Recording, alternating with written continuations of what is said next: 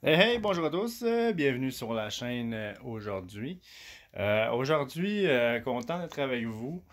Pour ceux qui me suivent pour l'actualité des Highlanders, ne vous gênez pas à liker mes vidéos, partager, commenter et vous abonner à ma chaîne.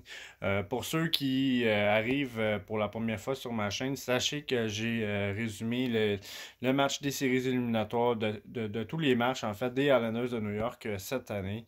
Et je continue à faire l'actualité de ce qui se passe avec la formation. Pour ceux qui me suivent, vous le saviez, dans ma dernière vidéo, je vous l'avais dit que j'allais vous tenir au courant de l'actualité au niveau des Highlanders avec tous les contrats et les échanges et les informations privilégiées qu'on peut avoir pour la formation. Et aujourd'hui, sachez que maintenant, ça fait 2 semaines, le repêchage a été passé et les free agents ont été également en vigueur. Alors, j'ai décidé aujourd'hui de vous faire un résumé des 2 dernières semaines de ce qui s'est passé dans la formation pour les Highlanders. Alors, je vais commencer avec l'énumération de les joueurs qui ont été draftés par les Highlanders cette année. Là, j'ai pris quelques notes et c'est possible que je me fous dans les noms un petit peu parce qu'il y a des joueurs avec des noms qui sont durs à prononcer. Mais soyez indulgents, s'il vous plaît. Je vais vous donner l'information du mieux que je peux. Alors, pour commencer, les Highlanders ont repêché au troisième tour seulement cette année, en 2020. Et le premier joueur qui a été repêché par les Highlanders cette année au 90e choix, c'est Alexander John Grant, qui est un joueur d'allié gauche. Alors, un joueur qui, je pense, a quand même un bon gabarit. J'ai hâte de voir ce qu'est son style de jeu. Bien évidemment, c'est un joueur qui a 18 ans, alors c'est pas un joueur qu'on va voir là, prochainement. C'est sûr que c'est un joueur que ça va prendre 3 4 ans de développement facile. Je serais pas surpris qu'il fasse juste son entrée dans la filiale de la Ligue américaine d'ici 3 ans. N'empêche que ça a l'air d'être un joueur quand même avec un bon potentiel. S'il a été drafté au troisième tour, au 90e choix, je pense qu'il y a quelque chose de bon qui va arriver avec ce joueur-là. Là, ma compilation des drafts est un petit peu mêlée au niveau de mes notes, mais je vous donne quand même les informations que j'ai. Autre choix qui a été repêché par les Highlanders cette année, Alex Jeffrey.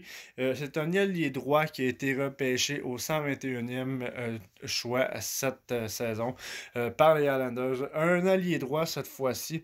Je crois que ce joueur-là, rendu à 19 ans, ou il a encore 18 ans, je suis pas certain. Joueur qui a évolué dans la Ligue junior majeure du Québec. Fait qu'encore une fois, très content de voir un produit québécois faire son entrée chez les Highlanders. Les Highlanders ont beaucoup de recruteurs dans la Ligue junior majeure du Québec. C'est très, très, très positif pour les joueurs d'ici. Pour ceux qui connaissent pas vraiment la formation des Highlanders, sachez que les Highlanders sont très, très, très forts sur le recrutement des joueurs québécois.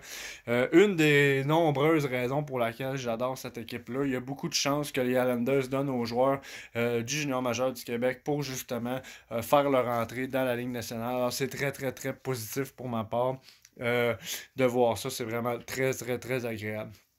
Autre joueur qui a été drafté au dernier tour cette année par les Highlanders, c'est le gardien de but Henrik Tikkanen. Alors, c'est un bon gardien de but, je crois, qui va avoir quand même un bon potentiel pour l'avenir de la formation.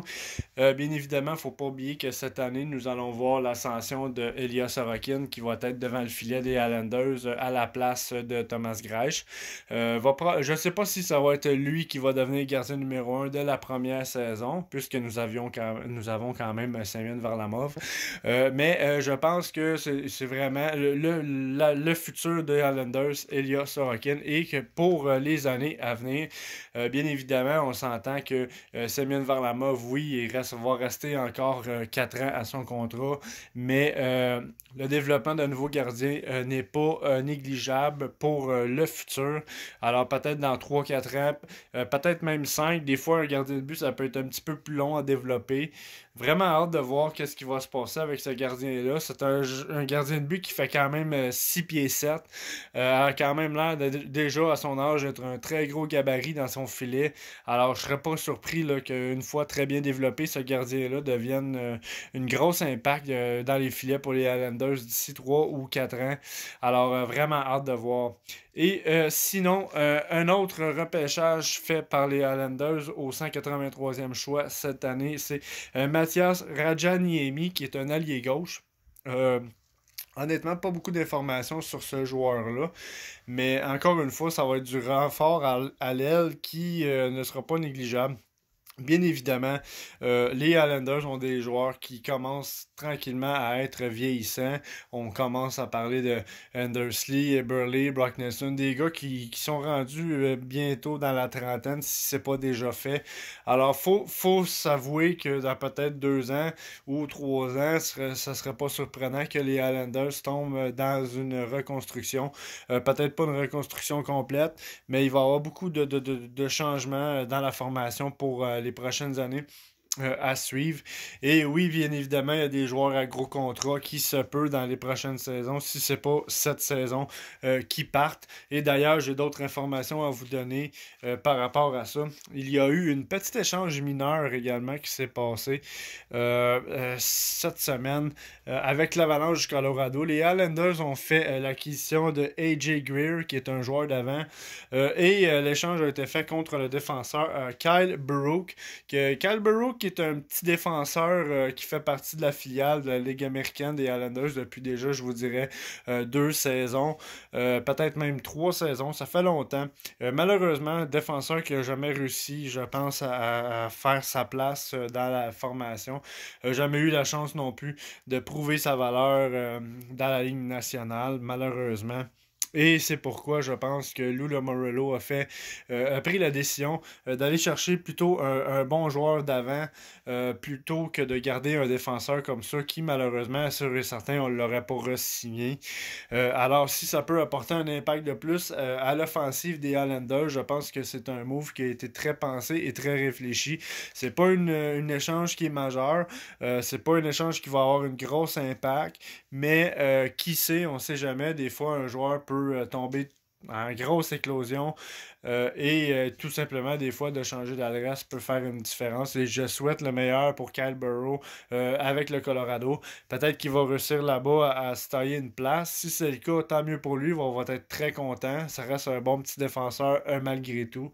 Mais au niveau défensif chez les Islanders, la marche est très haute à monter pour être capable de se faire une place et je pense que c'est pour ça que les Islanders ont opté pour échanger ce petit joueur-là qui est un échange quand même assez mineur.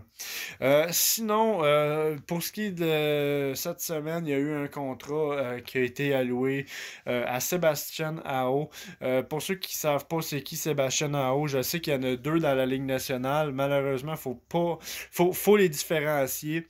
Il y a le fameux Sébastien Aho des Hurricanes de la Caroline qui est pas mal le joueur d'avenir de la formation.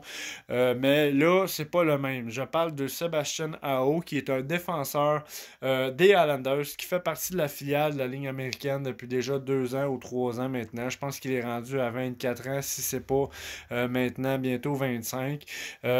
Bon défenseur offensif. C'est un joueur que j'ai hâte de voir exceller sur la patinoire cette saison avec les Highlanders. Je crois d'ailleurs même qu'il a fait un match en série cette année. Lequel exactement, je m'en souviens plus. Faudrait que je revienne dans mes vidéos précédentes. Mais il a fait acte de présence cette année en série. Je pense que ça va être le temps pour lui peut-être. Ça va être sa dernière chance avec l'équipe de prouver sa valeur au niveau défensif. Et je pense que ce contrat-là a été alloué à ce défenseur-là pour en venir à la prochaine information que je vais vous donner, qui est une information que je ne m'attendais pas du tout qu'elle allait arriver. Au contraire, je le disais dans ma vidéo précédente, malheureusement, avec la masse salariale qu'on a présentement chez les Islanders et avec les gros contrats qu'on veut signer pour le futur, c'est sûr et certain qu'il allait avoir des grosses têtes, malheureusement, qui allaient partir chez les Islanders. Et il y en a eu une cette semaine, malheureusement, qui a été mise sur le boucher et qui a été échangée. Alors, encore une autre fois, un échange des Highlanders avec le Colorado de l'Avalanche. Ça a été un échange inattendu, je crois, mais tout laisse à croire que cet échange-là a été fait pour le futur, étant donné que nous avons échangé Devante, qui était un défenseur d'avenir chez les Islanders. Défenseur qui est maintenant rendu, je crois, à 25 ou 26 ans. C'était un joueur que nous pensions qu'il allait rester chez les Islanders, puisque son jeu défensif est très très complet. Manque peut-être un petit peu de lucidité sur la patinoire au niveau des punitions, mais avec quand même un bon coup de patin, une bonne technique défensive. Trouve ça un petit peu dommage pour ma part que ce défenseur-là parte, puisque il était encore jeune et il avait un plein potentiel, je crois. Euh, mais bon, l'échange a été fait. Les Islanders ont échangé Devante au Colorado contre un choix de deuxième tour de 2021 et un choix de 2000 tour, un choix de deuxième tour 2020. Alors, ça a été vraiment... Non, excusez-moi, je me trompe. C'est 2021 et 2022 les choix qui ont été donnés aux Islanders contre Devante. Alors, on va avoir pour les 2 prochaines saisons un deuxième choix supplémentaire pour pouvoir drafter. Et je pense que ça fait partie de la stratégie de Lou Lamoriello de penser justement qu'on va avoir besoin de plus de main-d'œuvre dans les prochaines saisons.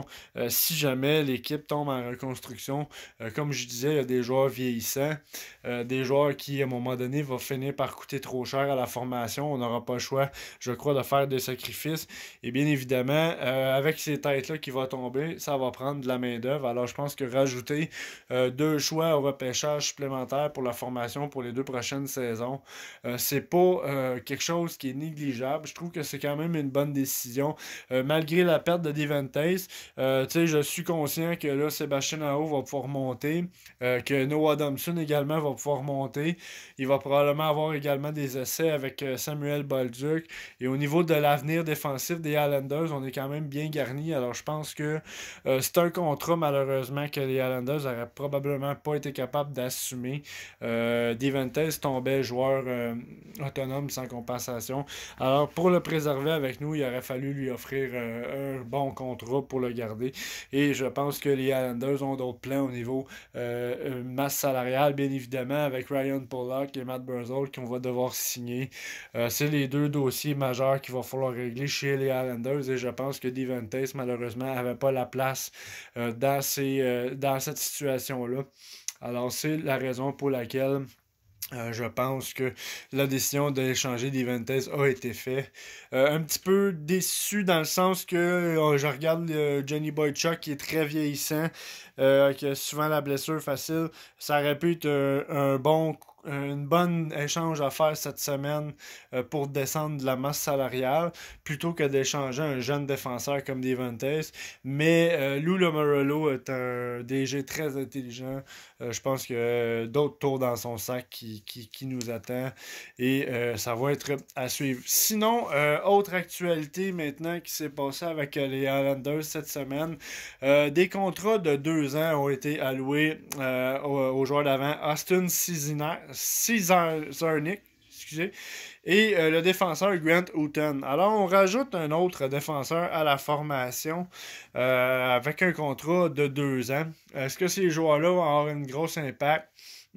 C'est très dur à dire. Par contre, avec la perte de Devante, bien évidemment, ça va prendre un autre défenseur pour peut-être faire la différence, advenant le fait qu'on a un défenseur qui se blesse cette année, ce qui pourrait clairement arriver. Nous avons une belle filiale de jeunes, mais il ne faut pas les brûler non plus. Alors oui, ça va prendre un défenseur ou peut-être même 2 défenseurs de soutien pour aider ces jeunes-là à se développer. Et je pense que Sébastien Aho, qui est quand même encore DeRozan et Grant Hutton vont jouer ces rôles-là dans la formation au niveau défensif chez les Islanders cette année. J'ai vraiment hâte de voir l'ascension de certains joueurs comme justement Kiefer Bellow et Michael Dacole qui, je pense, maintenant va avoir beaucoup plus de temps de glace que la saison dernière. Et vraiment, peut-être même voir Oliver Wahlstrom faire son entrée, Boyd Wild également. J'ai vraiment hâte. Vraiment, au niveau défensif, les Islanders, très très garnis, beaucoup de changements à venir, mais de bons jeunes avec beaucoup de potentiel qui font partie de la formation maintenant. Et au niveau offensif, ça va être un petit peu plus difficile de se démarquer encore une fois. Mais comme je vous dis, avec l'échange de Devante et le fait d'avoir été chercher 2 choix supplémentaires de plus pour les 2 prochaines saisons, ça va peut-être faire un impact là, sur la reconstruction de l'équipe et peut-être même aller chercher une perle rare. Qui sait, on ne sait jamais. Des fois, les joueurs, c'est très imprévisible. Il y a des joueurs qui ont été draftés au 5e, 6e tour qui sont devenus des élites de la Ligue nationale, comme qu'il y a eu des joueurs qui ont été repêchés au premier tour qui n'ont jamais rien fait de leur carrière. Alors vraiment, plus qu'on a de choix au repêchage, je crois, pour reconstruire cette équipe-là dans l'avenir, plus qu'on va avoir de possibilités d'avoir justement des éléments et des munitions supplémentaires pour l'avenir de l'équipe. Alors, c'était mon résumé de ce qui s'est passé avec les Highlanders depuis les 2 dernières semaines. Bien évidemment, je ne ferai pas des vidéos à chaque semaine de tout ce qui se passe parce qu'il va se passer beaucoup de choses pendant la saison morte. C'est sûr que je vais faire des vidéos là, au moins aux 2 semaines pour vous parler de l'actualité. S'il y a d'autres contrats à louer, s'il y a d'autres changements faits pour la formation, bien évidemment, je vais faire une vidéo pour vous tenir au courant. Surtout s'il y a des informations majeures qui circulent ou si justement le Barzal et Pollock ont enfin le contrat qu'ils se doivent d'avoir. Je vais vous tenir au courant également des prochaines informations à suivre pour la formation. Alors merci beaucoup d'avoir été avec moi aujourd'hui. Merci d'avoir pris le temps de regarder la vidéo pour ceux que ça l'intéresse. J'ai hâte à la prochaine saison, mais j'ai surtout hâte de voir qui va rester et qui va partir chez les Highlanders. Et ça m'a fait plaisir de vous tenir au courant de ces informations-là. Alors moi, je vous dis à la prochaine et on se revoit pour la prochaine vidéo de la prochaine actualité qui se passe avec l'équipe. Merci beaucoup et à la prochaine.